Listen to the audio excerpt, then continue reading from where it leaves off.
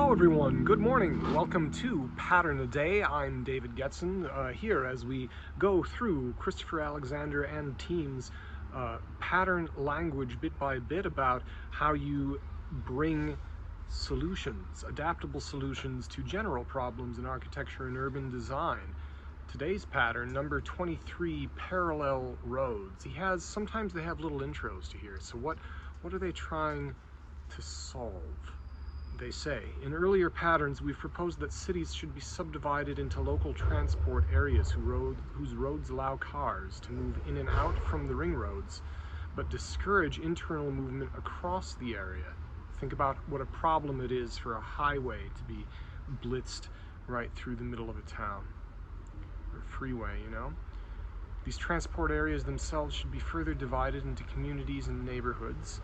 Now, what should the arrangement of roads be like to help the flow required by local transport areas and to maintain the boundaries? Here's the grand statement. What is the problem? The net-like pattern of streets is obsolete.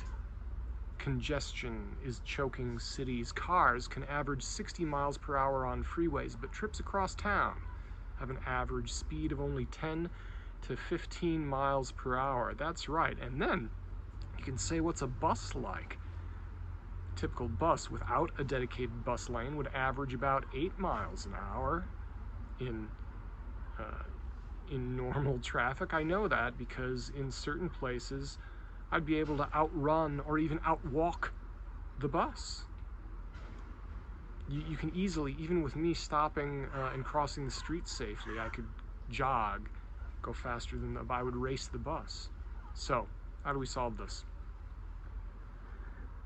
Therefore, within a local transport area, build no intersecting major roads at all. Instead, build a system of parallel and alternating one-way roads to carry the traffic to the ring roads in existing towns. Create this structure piecemeal by gradually making major streets one-way and closing cross streets. Keep parallel roads at least 100 yards apart to make room for neighborhoods between them, and no more than 300 or 400 yards apart.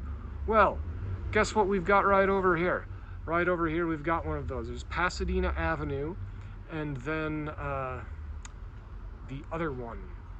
You can look on a map to find it, but there's an instantiation of this pattern right here in this neighborhood. I can tell you, it works. This pattern works. I walk in those areas. I drive in those areas. I take the train in this area.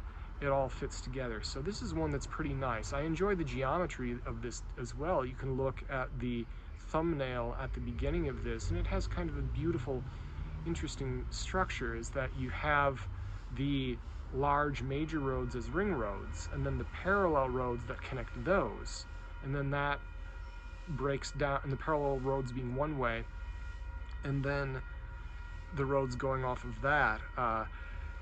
What has happened by default in the United States is either the grid or the stiff lollipop. The stiff lollipop being its roads. The stiff lollipop being there's the curved lollipop and the stiff lollipop.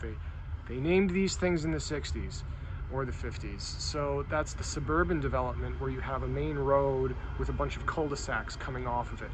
And then you just kind of repeat that all the way, higgledy-piggledy in the, if anyone knows about suburbs where you are, look at that on Google Maps and you'll see some stiff lollipops and curved lollipops anywhere there are cul-de-sacs in the suburbs. And then the trouble is, it's really hard to get from anywhere to anywhere. It's weird.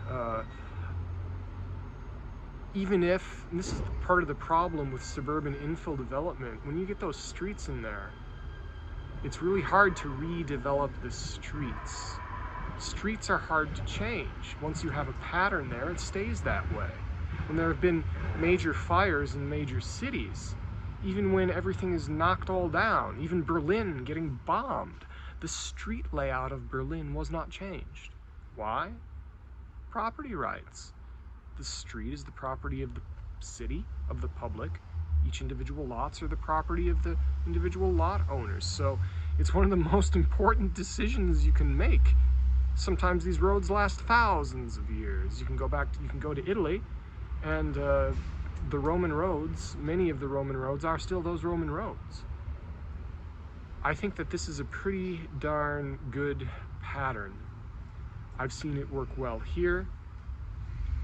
And if people are either, and it can be, this is important, it can be done from scratch, or you can have, this is the brilliance of this pattern, you can have an existing grid be gently transitioned and modified into this. This is a way that you can transform your cities. It's already happening. So, I think that's fun. What do we have happening tomorrow, ladies and gentlemen? Number 24. Appropriate for a Saturday, even though I have to work for a Saturday, which is sad. 24 sacred sites. That's a nice one. So we can look forward to that next time on Living Process. Like, share, and subscribe at everything below. Thanks for listening.